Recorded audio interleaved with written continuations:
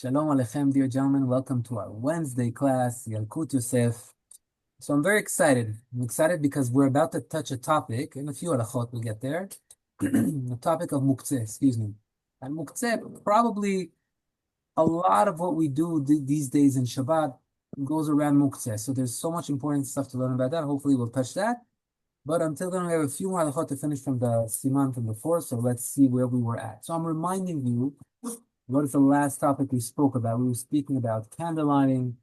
We learned that for women, there's a problem of saying a bracha for Sephardi women if the candles are already lit by someone else in that room, right? There's no Tosefet Torah for Ashkenazim, for Sephardim, only for Ashkenazim. That's pretty much where we were. So the Yalkut Yosef continues with a few more important halachot. He says, what happens if a woman already lit up all the candles and she forgot to say a bracha? Now she remembered and she said, oh my God, I already lit them all. Can I say a bracha or no? So according to Yalkut Yosef, if one candle she still didn't light, she can still say the bracha and light that one. But if she already lit all the candles, she missed the bracha.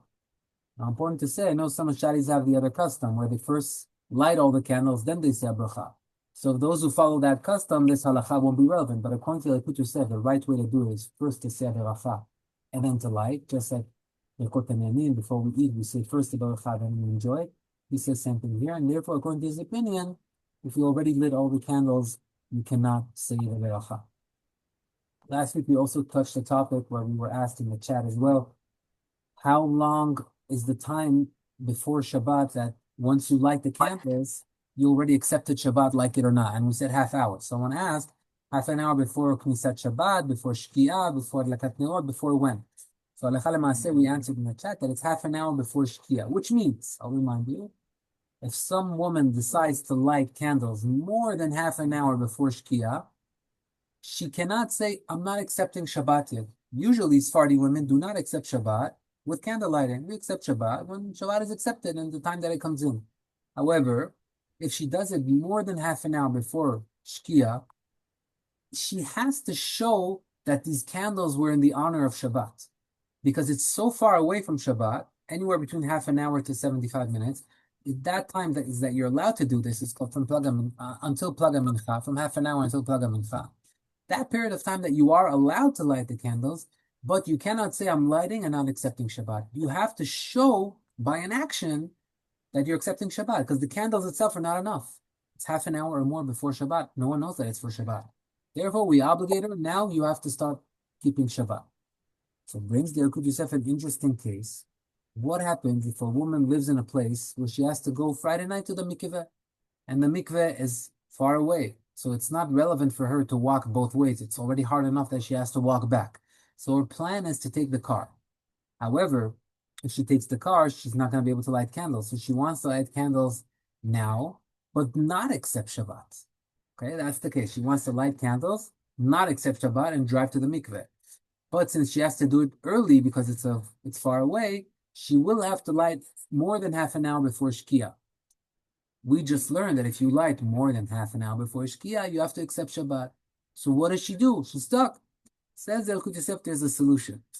What are we doing? Why are we obligating the woman to accept Shabbat when she lights half an hour before? Because nothing showed that these candles are for Shabbat. Says Yalkut Yosef, if there's someone else in the house, perhaps her husband, that when she is lighting the candles, he will accept Shabbat in that moment, then the idea of someone accepting Shabbat while lighting the candles so early has already come to life. You're accepting Shabbat, and now she can drive her car comfortably. So that's a good loophole, a solution for a woman that needs to go to the mikveh Friday night. All right, another interesting halacha regarding Tosefet Shabbat. Tosefet Shabbat is adding time to Shabbat. We've learned this before. Some say it's from Deoraita. Some say it's a mitzvah from the Torah to add time to Shabbat. Some say the Rabbanan, but a lot of opinions say that it's from the Torah. So it's good to do it. But how do I accept Shabbat upon myself just by not doing anything, or do I have to verbalize it?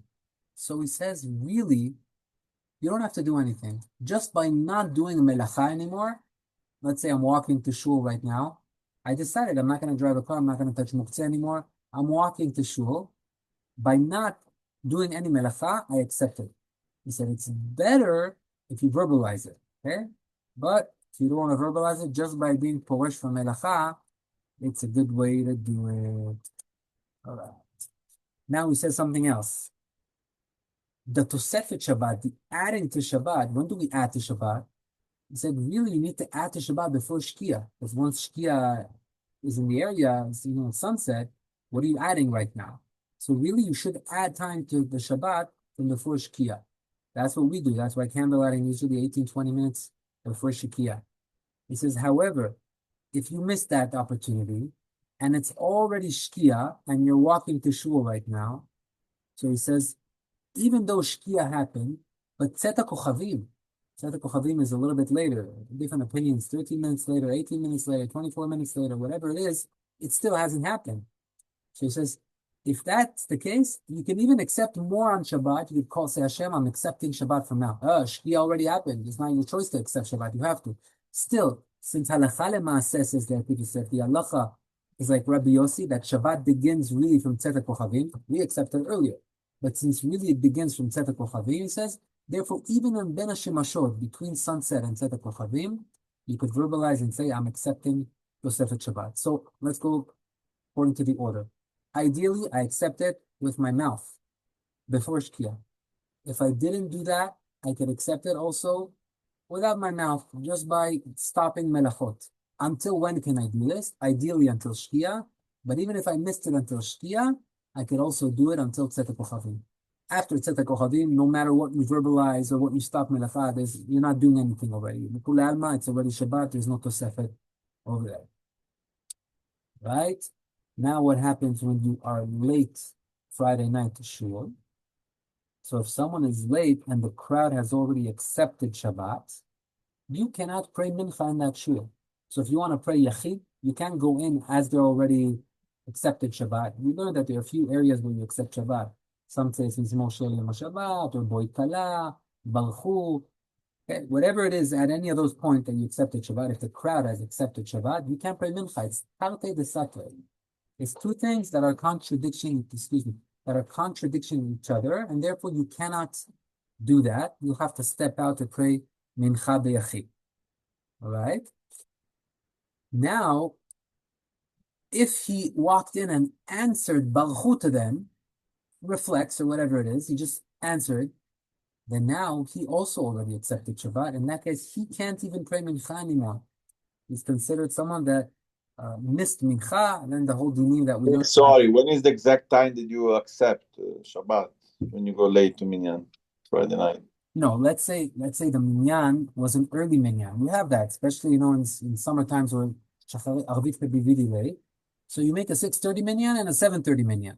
So you walk in at 7:30, and you have guys over there that are saying Balchu et Hashem mevorach from the 6:30 minyan. You're hearing their tefillah.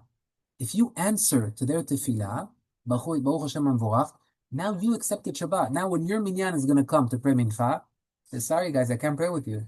I already said Baruch, I accepted Shabbat. You missed your opportunity to pray mincha if you did that. Okay? That's the case. That's the scenario that we're talking about. One last halacha. That was clear, Johnny? Yes, thank you. Yeah, okay, Baruch Hashem.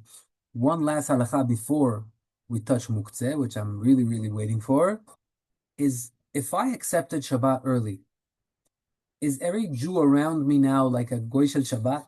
Meaning Johnny accepted Shabbat 6:30, even though Shabbat's at 7 o'clock. 6:45, he comes to Igal. He says, Igal, do me a favor, turn on the light for me. You didn't accept Shabbat. I accepted Shabbat. Can Johnny say that to Igal or no? What do you guys think? No. So we have Giacomo's opinion that he says no. What would be the reasoning why, Giacomo? What do you think? Because he's Jewish. Okay. So you're saying something true in the matter that if the Jew was doing something that was wrong, but in Igal's eye, right now, halacha lema'aseh, in Igal's eye, it's not Shabbat yet. The fact that Johnny decided to accept Shabbat early, okay, for him, it's asur. But it's not like a regular case where I tell a Jew to do lechalel Shabbat for me. No, because for Igal, it's not Shabbat anymore. It's not Shabbat yet. And therefore, even though it sounds like an exception to our standard halacha, he brings the chidush here that you are allowed to tell. So bottom line, Johnny accepted Shabbat early, and he forgot to turn on certain lights in his room. Igal lives next door. He's allowed to, Igal, do me a favor, I accepted Shabbat early.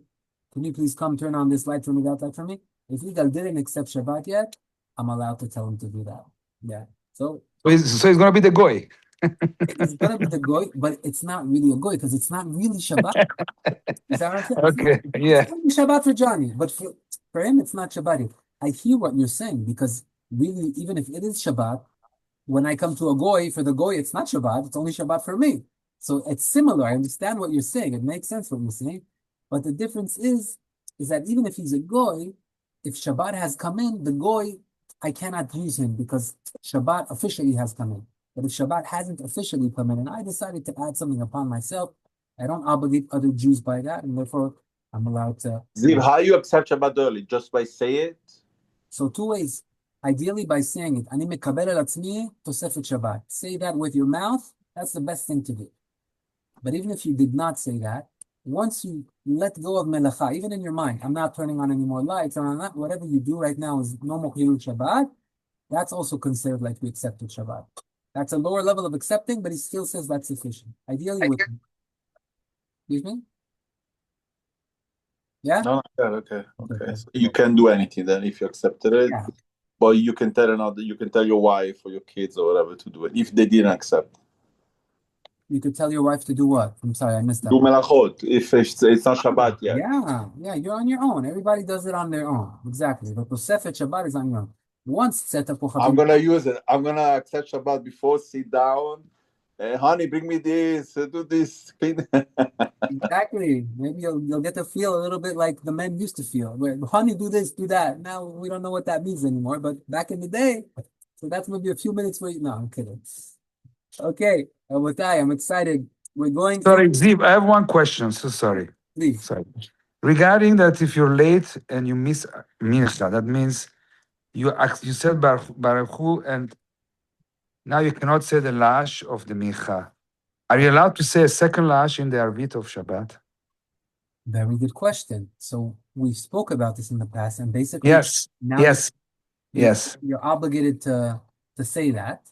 So the right thing to do would say to say it twice. But we said that when the Chazan is doing the Chazara, it's not a real Chazara in Arvit. He says, "Vaychulu Hashem Magen Avot bidvaro mechayem metim." Yes. That's kind of a Chazara.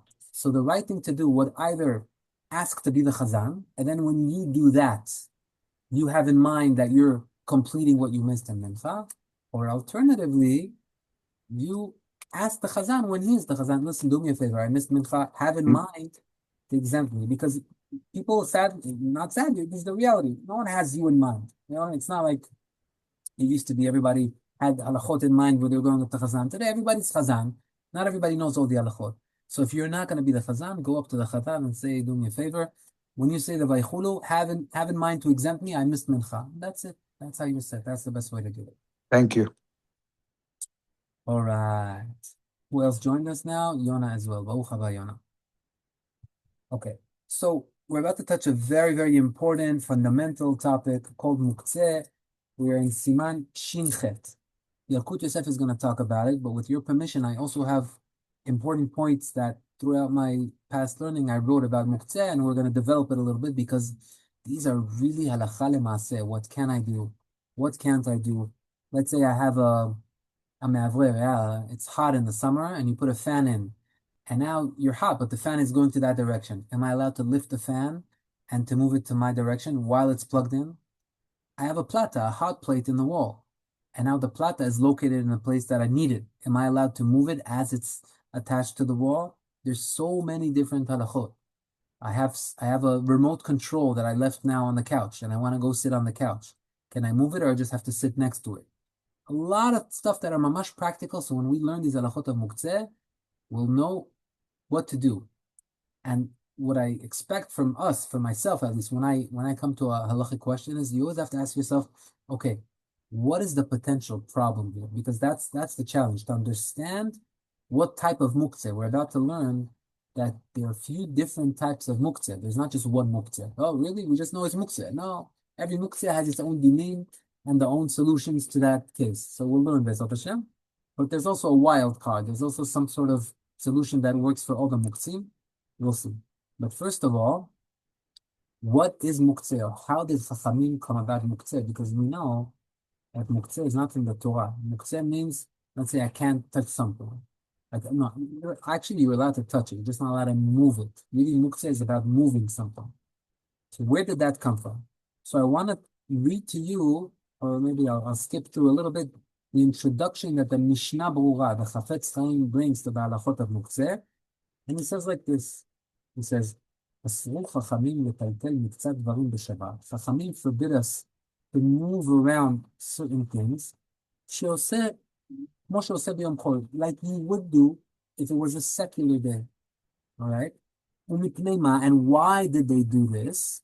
It says, שלא יהיה הילוכך בשבת כהילוכך בחול. So that the way you compose, you manner yourself on Shabbat won't be like a secular day. That people, by looking at you, could tell that there's a change, that it's Shabbat today, right? And so that the day won't look like a secular day. That's one thing that he brings.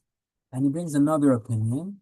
And he says, also, if we allow you to, let's say you have a driller now, and you just want to move it from your couch, okay? You're moving it now. If I allow you to move that with such comfort, without any restriction, maybe you will also come to actually use it. So this is all Chachamim. Chachamim put decrees, Gzerot, to prevent us from. The Torah forbids certain things. Muktzeh is not one of it.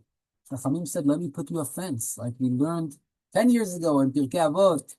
Chachamim say in the first Mishnah in Pirkei Avot, Chachamim say, put yourself a fence. You have to put yourself a fence. איך זה הולך? משה קיבל תורה מסוימת. חכמים הביאו נתונים בנים והאמינו תלמידים הרבה. And finally, the last part of the first פרק, first Mishnah, ועשו סייג לתורה. Make siyag, make a fence. You're scared that you're going to step into the fire, you put a restriction over here. So what are the reasons? The Rambam says, just like the Mishnah Berurah brought in the beginning. Why is there Muktzeh? Because if I let you move stuff around on Shabbat, it's going to look like it's a secular day. There's not going to be any difference, right? The Mishnah Berurah adds also that you may come to actually do a melacha, okay?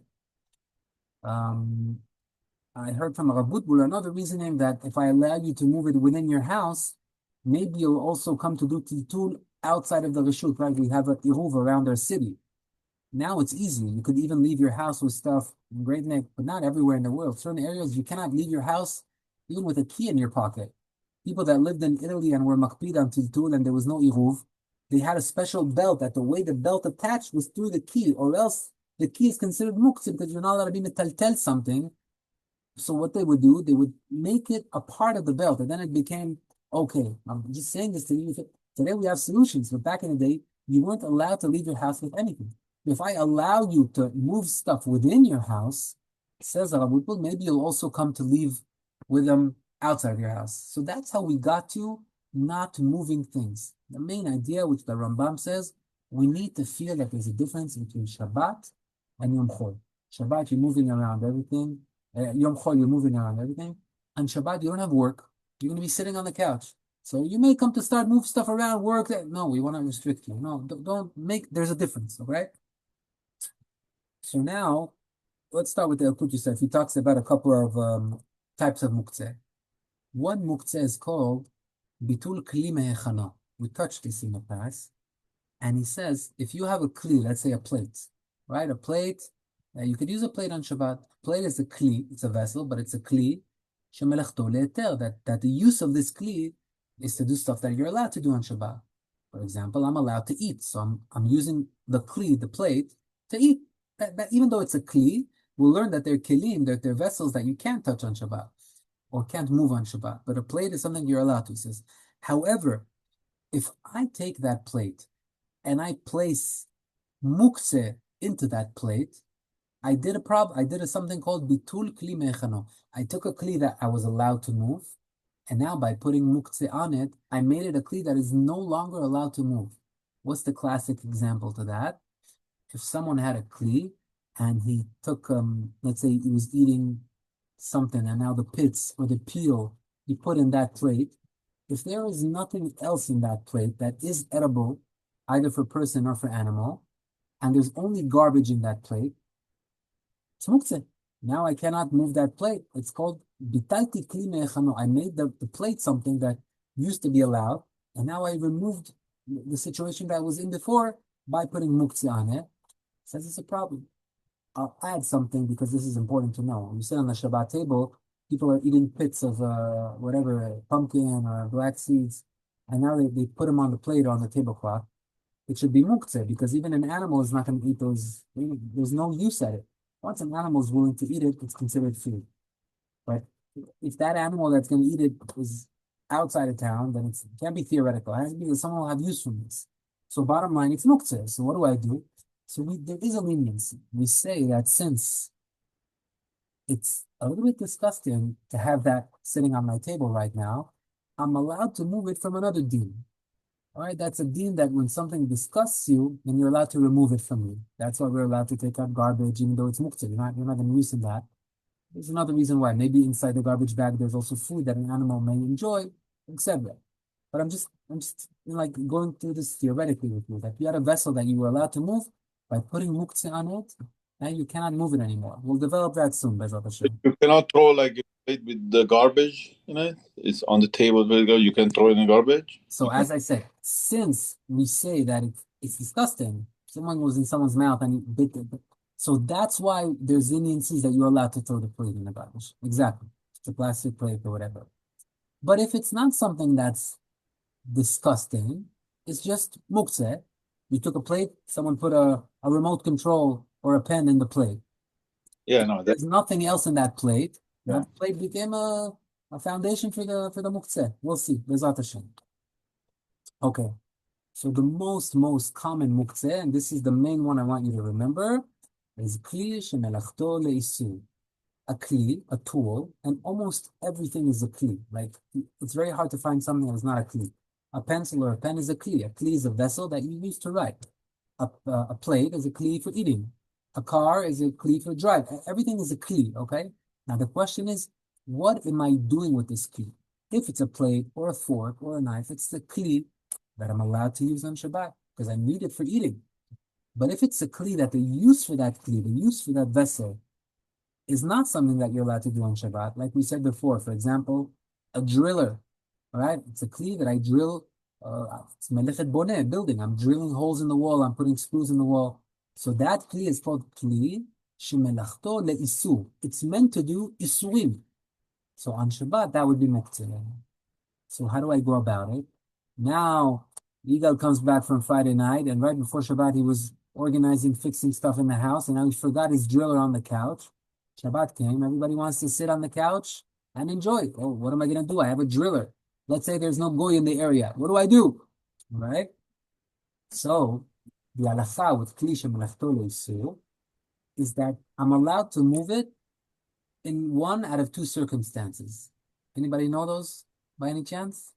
Bishinoi.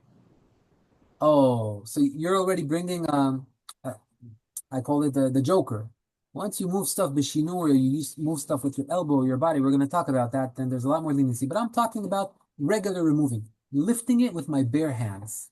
How would I be allowed to lift that driller off the couch with my bare hands? Two reasons.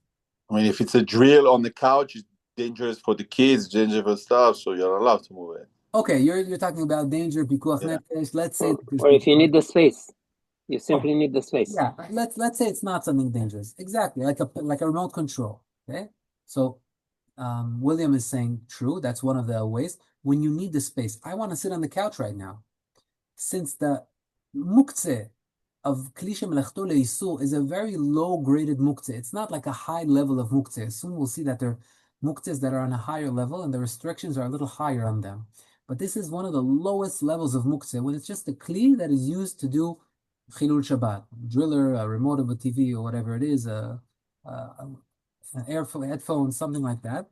If I need the couch, I would be allowed to move it. Okay, so I want to sit down. And important to know, once I'm allowed to move it, I don't just have to pick it up and drop it in the closest area by. Once I was allowed to lift it up, I'm allowed to go all the way back to my tool closet, open it up, and put it inside over there. Once you lifted a muktzeh out of heter because you were allowed to, no more restriction until you put it down. So if I'm peeling an egg right now, okay, the peels of an egg are a muktzeh because no one's going to eat that.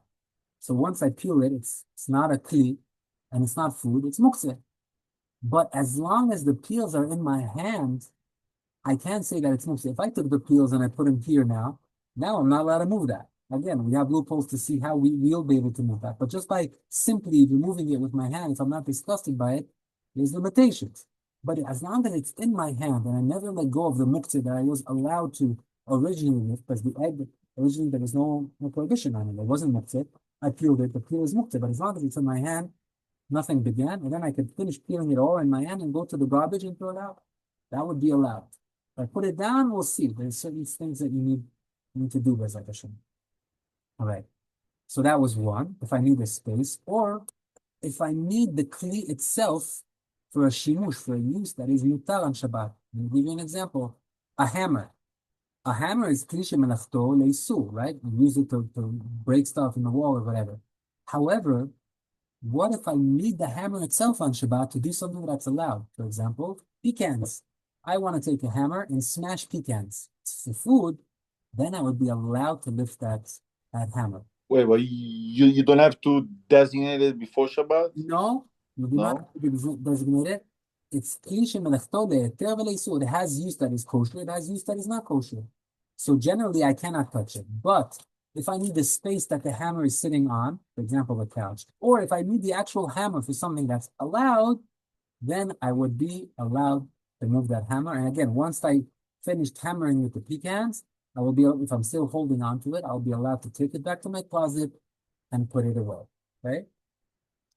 Oh, wow. The time flew by. Okay, Bezat Hashem. We'll continue from here next time, but this is the hot... One more. One more.